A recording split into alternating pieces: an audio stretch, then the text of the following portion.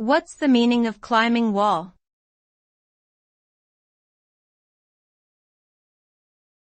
Climbing wall.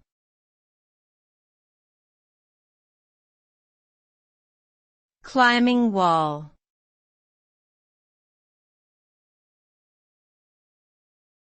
Climbing wall.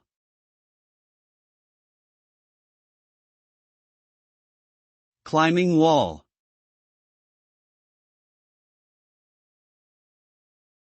A climbing wall is a specialized structure designed for people to climb on for the purpose of physical exercise or recreation. Climbing walls typically feature artificial hand and footholds of varying sizes and shapes, allowing climbers to practice their skills in a controlled environment. Climbing walls are often found in indoor gyms or outdoor adventure parks, and can range from relatively simple structures for beginners to complex designs for expert climbers. Climbing walls offer a fun and challenging way to stay physically fit while developing critical skills such as strength, flexibility, and problem solving.